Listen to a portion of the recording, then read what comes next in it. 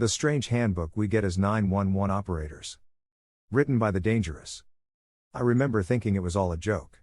That my boss was deadpanning, and that everyone was together on it. It was just so surreal, so unbelievable. It was nothing like I'd experienced before this. And they told me this, on my second week. Why didn't you tell me this earlier? I told them. Most people quit after they hear it. And you thought I wouldn't because I've spent a week here? 911 operators are necessary. Without us, things get boggled down, calls don't get heard, or the proper treatment they deserve. This isn't right. I'm willing to live with it, he said to me. Are you? That was the question. Was I going to keep working here? A huge increase in risk, without an equal increase in pay. Hell, not even that. I wasn't getting any increase in pay whatsoever. But, I couldn't help but feel curious about it. He handed me a book. The cover was black, and it was about an inch thick. It didn't have a title. I guess this wasn't for marketing, or for casual reading. Upon flipping to the first page, I was immediately given an example of a monster calling, and afterwards I was tied to it. I got the whole week for myself, just to read and learn from that book. My own little type of Necronomicon, or I wager, Operaticon. I couldn't believe most of the stories on there. I kept repeating to myself, this just can't be true. Oh, how sweet summer child. The first thing I learnt was that you should never, under any circumstances, give them your real name. Fake names were a coin toss as far as I could tell, because they were really nicknames. And what was a name if not the original nickname? The way to circumvent this was simply to give someone else's name. I gave Petra, my coworker's name, and she gave mine, Marie. You'd think that would be stupid. At the end of the day, the creature still has our names, but it's not the name that's important. It's the giving of the name. It's like consenting to something. Some of the monsters were really insistent on getting my name. That's how you knew something was up. If they keep asking for your name, even after you've given them someone else's name. They got clever in how they did it. Here's an example. Date, August 21, 2022. Time, 22:13. 911, what is the nature of your emergency? Might I ask who I'm speaking to? Yes, this is Petra. How might I help you? Arg, wait, I didn't hear you, could you repeat that? My name is Petra, sir. Arg, is it all right if I call you Alexandra? No, my name is Petra. Please refer to me by it. You're a filthy little liar, Marie. I'll find you. Call ended. I remember my complexion turning pale white, and my hands shaking as I put down the floor. I decided that I needed a quick break, and stood up from my chair and moved towards the resting room. Petra stood there, and when she saw my expression, I think she realized what had happened. She hugged me, and I almost broke into sob. In these moments, I've been advised to think about the reason I'm here, about the times I've helped people. What happened? She asked. Somebody called asking for my name. I didn't give them it, and then they somehow knew my name and spat at me. Was their voice dark? And rough? Yeah. Did they try to call you Alexandra perchance? Yeah, do you know him? That freak's been calling for years now. It was good that you didn't let him call you Alexandra, that would be the same as giving him a nickname. That's what I figured. He's one of the milder ones. I probably shouldn't be saying this, but one time he called a recruit. They came to me later, and told me that they'd given their names, before the call had ended. They didn't show up the next day. Sometimes people from another universe would somehow call in. I didn't know how it worked, but they'd be crying over some sort of disaster, desperately pleading for help. But when help arrived, they'd see nothing off there. I reckon it had something to do with multiple phones calling at the same time, maybe the same number, at the same spot. The different types of disasters that had struck humans that sounded just like me was absolutely terrifying. A plague spreading, a meteorite, a tsunami, a storm, something else deciding it no longer wanted to sit still, that type of thing. But sometimes the threats didn't come from the phone. They were in the office with the rest of us. I remember one day going to work, and finding an exact replica of myself sitting on the chair, taking calls, smiling, helping. I tapped her on the shoulder, and when she saw me, she calmly stood up, and walked away. As if nothing had happened. When I asked my coworkers about it, they seemed fairly calm about the whole thing. Couldn't tell you two apart. There'll be the warning calls. When those come, we're instructed to forward it to some sort of organization. It was usually cults I'd never heard of, warning me of a mistake they'd made when they summoned one of their own. Here's an example of the more freaky ones. Date, February 26, 2020. Time, 2043. 911, what is the nature of your emergency? Disaster, the voice on the other side spat. Little girl. The world as we know it will be destroyed. The whole world as we know it will disappear entirely. They have been released. Unchained. Free. Angry. Furious. Sir, could you be more clear? Clarity is a sin, not a virtue. Listen, little girl. Don't ever acknowledge them. Don't say their names. Hell, the only way you stay safe is by ignoring them. Do you understand? Sir, could you describe them a little bit more? That I cannot do. Are they around you? If they're around you, tell me you couldn't hear I just said. I didn't catch that. How many? 100. Where are you? Far beneath Washington. Very well, sir, I will be connecting you to those proficient in dealing with these matters. Please hang on. I didn't hear much about this afterwards. There didn't seem to be any consequences of it. Until, a picture of a large, gray, statue-looking creature, being shot down, was posted online. I had a terrible feeling then. You'll get the normal horrors, the expected ones. A girl calling after failing to wake her dead mother, or a serial killer wanting to brag. You know the worst part about those? I just couldn't care anymore. I felt like I'd been on a vile gore site, and then, I saw a common wound. It just didn't elicit any emotions within me. It felt childish almost. It shouldn't, but it did. I worried during those moments. I felt there was something seriously wrong with my head. I couldn't help but think that wasn't just a feeling. Sometimes I wasn't allowed to hang up. Sometimes hanging up meant pissing the other end off, and with some creatures that was the last thing you wanted to. They'd sit there and describe their horrific act in detail, as if they had all the time in the world, and I was forced to sit there and listen. Nothing else I could do. Absolutely nothing. If they told you to keep listening, or to turn the call off, you had no choice in the matter. Hell, sometimes they could sense if you weren't paying full attention, and they'd stop and ask you about it. Marie, are you paying attention? One time, I'd heard one of my coworkers throw the phone against a wall. Their face was red, and they looked seconds away from shrieking. Even when we tried to talk to them about it, they wouldn't budge. The next day they called me, panicking. I could hear some sort of shrieking noise from the background. The call ended abruptly. I never heard from them again. That was the thing that scared me the most. It was something entirely different to have somebody you cared for disappear. It was just as real as the deaths you heard about, logically, but psychologically, it wasn't a number or a name disappearing. It was a person, their identity and personality perishing alongside. And my brain understood that. Not just in an intellectual way. So yeah, I never hanged up first, except for one time. One time I was supposed to hang up. It was if the caller on the other side said goodbye. A simple word, but one that had to be respected. As you could assume, there was consequences to not following that rule. They found you disrespectful. The ones that told you when to hang up always spoke slowly. That was the way you'd identify them. I don't know what the hell they were. Probably some sort of sick monster. No. Certainly some sort of sick monster, but one that really valued their goodbyes. Compared to the other ones, they're not all that bad. They really just call in to speak about their day, and how it's gone. It's a regular conversation. Nothing odd about it. Forward and back, until the goodbye. And that's the end. Always. Not ending the call at goodbyes like not turning the car when there's a cliff ahead. Certain peril. No question about it. It was a really stupid way to go about things, and I really disliked it. It's tricky. It really is. But that's the way things went here. One time I didn't follow that call. After I shut off the call, something strange happened. My screen turned black for a mere second. It just shut off, and then I was back on the call with the same person as before, although the calm tone was entirely gone. By the time I'd realized what my mistake was, I couldn't do anything about it. Damn it. The exhaustion that had made me commit the mistake, decided to not stick around, disappearing the second I realized what was happening. The slick bastard. My heart hammered, and my voice shook. It was the first time I'd broken the rules, and I really hoped that it wouldn't go down badly. They spoke with anger. So you think we're worthless? No, please, it was a mistake. Bullshit. You think we're worthless, not worth your time, huh?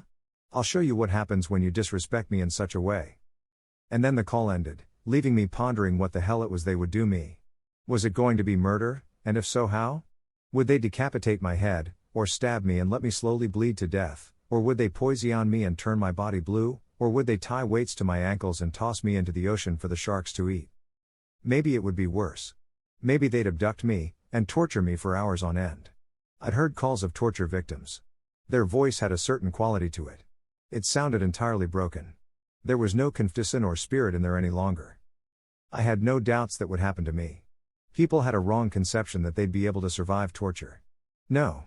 Not a chance. I couldn't pinch my arm for more than 10 seconds without wanting to scream out in pain. What if that happened for hours on end, day after day? I'd lose it. Something inside of my brain would snap. I'd stop functioning. My eyes would lose their glint, and drool would slowly escape my lips without my having any clue about it. That's the type of person I could become, and that prospect terrified me like nothing else. Just the mere thought of it happening was enough to dose me full of anxiety and stress, and I didn't want to deal with that like whatsoever. I needed to make things right before they did. How though? I tried calling the number back, but of course I got no response. Fortunately, we had a type of emergency tool we could use to locate the phone's location. It used GPS, although I'm not going to act like I understood it at all. Although I'll say right now, that I had never been more thankful for the feature. The call was coming from town. From an abandoned building, and I knew that I had to head there, or that something infinitely terrible would happen to me. It was a strange thing to fight against my own body in this manner. The parts of me unable to understand reason though this was terrible idea.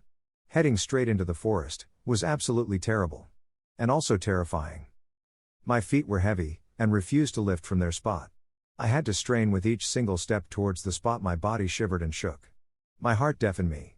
It was one thing to fall to death, it was another thing entirely to walk to it. Eventually I reached the abandoned house, and I stood right outside of the door as the rain began. It rained outside. That was something I realized as I stood in front of the door to the abandoned house. I hadn't even noticed that until I reached the door. It was like somebody was playing a game with me. I didn't like it one bit. Not right now. Not when the truth could be falsehood, and falsehood could be the truth. That's the thing with creatures like this. You never know exactly what to expect. It could be the best thing ever. That was probably how the monsters experienced it. Just free food. Free undefensible food. For what the hell were you supposed to do when faced with the unknown, and ununderstandable? I sure as hell didn't know. Pray for the best maybe? Maybe that's why gods were such a widespread phenomenon. Humans needed something, some way of combating these creatures. And they found an answer that could work every time. A promise that everything would turn out well. Not given to you by another human. That would be worthless. No. It was given by the big guy upstairs. I knocked on the door, but I got no answer. But footsteps came from deeper within the house. I knew for a fact that there was something there. I cringed, and my body took 3 steps backwards without me knowing about it. It just never came into my awareness. I knocked again, careful not to break the door. If hanging up on this creature was enough to get me killed, then I wouldn't want to imagine what breaking its door would do. Whatever chance of forgiveness I had would disappear. Wood creaked, and I prepared myself. Something was approaching the door. I put on a smile. I didn't think it would convince them, but at least it would partially hide the absolute horror covering my face. The door opened. Dread. Horror. Terror. A fake smile. Shock? There was a human standing there. Her face dripped of blood, and her hair was loose. I don't think there was more than 10 hair strands. It looked to be in terrible condition. I thought my smile was terrible, but hers was even worse. She looked scared. More scared than I'd ever been in my life. I wasn't sure what to do. Hello? What? She spat. I'm the 911 operator somebody in this house called. And? I've come to apologize for my rude behavior. I will speak to it for you.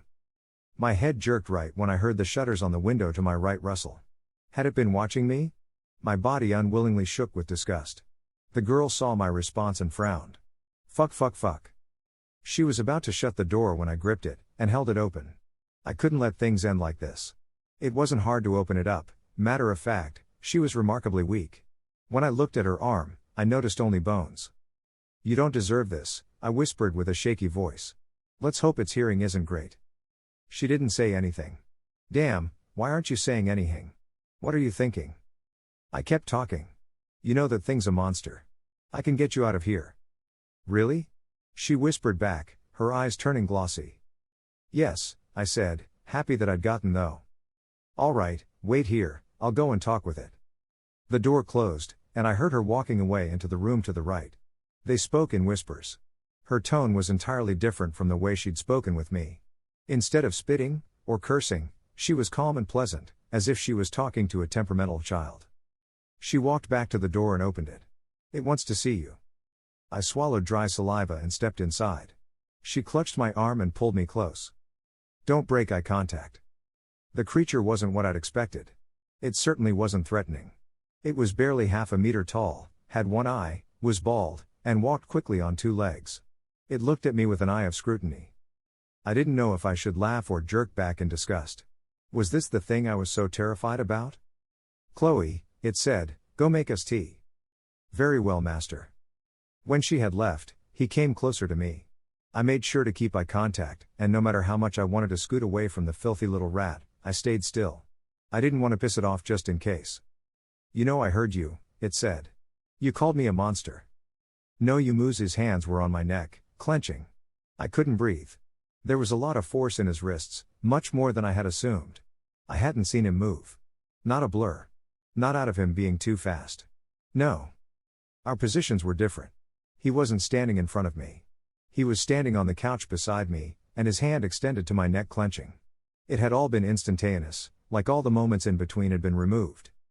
"But," he said with tears in his eyes, "I trusted her? I gave her a home. I fed her, and she stabbed me in the back?" Fed her? I couldn't.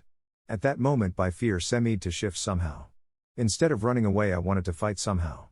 Through a strained voice, I gave him a piece of my mind. "Feed? Really? Are you fucking joking me? She looks fucking starved. My woman can't weigh more than me. You're fucking disgusting. I understand for you humans this doesn't make much sense, but understand something about me. I'm not a human, this is how we operate. Get that through your head. Fuck you." His clench tightened. I tried to suck air, but nothing came out. My face began turning white. "But it was my wife's fault for letting you in. She will be punished for her acts, and yours. Fuck you. That doesn't mean you get to walk away free.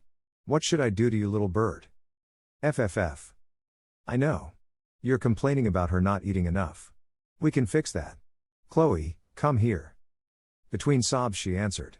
She must have heard the entire exchange. "Yes, master." "Eat her hand." That was the last thing I remembered. It wasn't that I passed out. No. That wretched creature must have removed my memories, but when I regained it, I saw a stump where my left hand was supposed to be. Images of her mouth closing in around my hand floated in and out like hallucinations. In those momentary dreams, I was frozen solid, having to watch the scene go down. I felt the dampness of her mouth. The saliva tickling my skin. The snapping of my bones. I threw up whatever food I had in my gut. I reckon she did the same. I made sure not to hang up on any number after that. I also got into the habit of sending teams to those monsters occasionally. The type of team specialized in hunting those disgusting things. I wasn't supposed to do that. Those teams were there primarily for disaster prevention. The government thought that as long as these monsters aren't actively hurting other people, it's fine, and we should let them live. Not a chance. Not even one. I stopped caring about lying, and I just tried to get as many of them killed as possible. I couldn't do it too much, or I'd be fired. I'd do it enough to get to the edge of being fired, before I stopped, and let their anger for me reset. There wasn't many willing to do my job, so that was probably why I still had it. There was a perk to being necessary and not easily replaceable, and that was that I had way less shits to care about. I could keep going until I became more of a harm than a threat. It reminded me of another time. Sometimes when people call in, the terrible act hasn't happened yet, just the start. The preset. What happens before, and as they describe their situation. I realize more and more what's going on. There's usually nothing to be done. Death was usually the best thing waiting for them. Nowadays, I just try to lead them to a moment of calm, before their life ends. Let them enjoy the little time. In the past, I was naive. I thought I could save these people if I gave them instructions. Failure after failure segmented it in my mind that it wasn't possible. That some disasters were to be accepted, not avoided. It was hard. Especially when there was children involved. To hear 3, 2, 4 children crying and begging for help. It just sucked something out of you. I couldn't. I'd cry and shut off the phone. I just couldn't. Not then, but now, I try to calm them. I lie to them. I know it's not right. I should probably just be straightforward with them. But I can't. Honestly, I find it a lot better to tell them a sweet lie, than to say, you're about to be murdered, eaten, abducted, tortured, and there's absolutely nothing you can do. I'm going to hang up now so that I can actually help people. Yeah. That would be worse than a lie. Nothing could convince me otherwise. I think when it dawned on me how useless my advice really was when a person called me about cult activity. This time it wasn't a cult that had messed up, it was a soon-to-be victim of a cult calling in and begging for help. Believe it or not, we're contractually obligated to ignore those calls. But that's more legal shit. It just makes it impossible for the state to use the information gained from those calls to sue the cult. Nobody here actually followed that rule. Fuck those freaks. 911, what is the nature of your emergency? There's faces in the windows. I'm sorry, sir? I said, and put him on loudspeaker. It was early in the morning, and there wasn't many calls coming in. I didn't put him on speaker to entertain the rest of the speakers. I put him on speaker because I knew this wasn't going to be an average call, and everybody's experience and expertise would be needed. Please say that again. White faces. I think they're masks. Pushed against the window. Black eyes. I can't see the rest of their body. My coworker, Tom, pushed the mute button as he said, "This seems like the Black Moon cult. These fuckers are vicious. We could send the cops there, but they'll probably be done by the time the cops arrive." He removed his finger from the mute button. "All right, sir, could you tell me your address?" Redacted. "All right, cops are on their way." "All right, are you alone at home?" "No. My wife is here, and my 3 children. 2 boys, and 1 baby girl. They're currently sheltered into the upstairs room." Petra pressed the mute button. "Wait, isn't that the cult that watches people get slaughtered?" "Yup," Tom said. "They've planted people all over the house." Snatching his hand, I pulled it away from the button. "Grab a weapon." "What?" I said, "Grab a weapon. A gun preferably. Not a knife, absolutely not a knife. Something long and blunt. A frying pan." "We've got a frying pan," he said, as I heard him rush over to the kitchen and grab it. "Why do I need it?" "Go to your family now. 3 kids, 1 mother, was a goddamn wet dream for these sick bastards. They were easy prey up there. One of the cult members would crawl out of the corner they hid in, approach the family, and slash into them, causing all havoc. He needed to make it there in time. The upside to blunt weapons was that they could knock people out. After they were knocked out, they had no defense. Somebody with no defense could easily be taken care of. It was way better than a knife. Sure, you'd kill the other person, but not quickly enough for them to not seriously hurt you back, even kill you." I heard him rushing up the stairs, and jerking a door open. He breathed heavily. "Oh, thank God. Are they safe?" "They're safe." "Great. Lock the door." "Why?" "Just do it." He slammed the door shut, and I heard the lock snap into place. There was crying in the background. I'd take a guess it was the baby crying. Poor thing. I really hoped that things would turn out well. "All right," I said. "What I'm about to say will freak you out." Question mark. "One of them is in the room already." "What?" he said. I could imagine his head jerking around, as he tried to figure out what happened. But, then another noise took his attention. They broke the door of their house open, and I could hear multiple men rushing in. His breath quickened. "Search the room carefully. Check under the bed, check the ceiling, the wardrobe, everywhere. Remember. Cops are on their way. Just survive long enough." Fuck, he said, his voice getting further away from the phone, occasionally. He was really searching the house. "I need you to calm down." Christ. The words sounded ridiculous even as I said them, but it was true. He needed to calm down. It was necessary. Panic wouldn't do him any good, except for strengthening his muscles for a strike. "I am fucking calm," he spat. I could hear him stomping around the room. Suddenly, his wife shrieked. I knew something terrible had happened. "You fucking bastard." The sound of metal smashing bone was a satisfying one on movie. In real life it was a gnarly, disgusting sound, that made you cringe with disgust, and jerk away from the sound as much as possible. There would be one thunk, and then another, as the head smashed against the floor. "You fucking bastard," the man spat. The frying pan banged into flesh again, and again, and again. The door to their bedroom began shaking. I could hear the people on the other side desperately trying to get through. Tom pressed the mute button. "I reckon we should end the call here. We can't just abandon him." He's already dead. The last thing we want is to catch the attention of those sick fucks. Fuck them, I stood up screaming. This isn't right. It's never been. Welcome to the world, sunshine. Now hang up. No. Petra joined the conversation. Hey. I think he's got a point. There's no saving them at this point. We can try. How far away are the police? 10 minutes. We can work with that, I said and unmuted. Tom, you there? Tom, hello? I hadn't been paying attention to the noise. I just heard screaming. Raw, guttural screaming. That couldn't be good, but who knew who it was screaming? The cultists or Tom? All right, I knew. Hello, a deep voice came back. Not Tom. This is 911, yes? What are you going to say, that I broke the rules? That you did, but this was simply excellent. The fury, the passion, the raw emotion this man displayed was simply delicious. We'd like a recording of the call. Fuck no, I said. Fuck all of you. You're not going to get shit. You're going to regret saying that. That was the last thing he said before I ended the call. At the moment, rage filled me, and made me not care for his threat. It felt like such a small thing.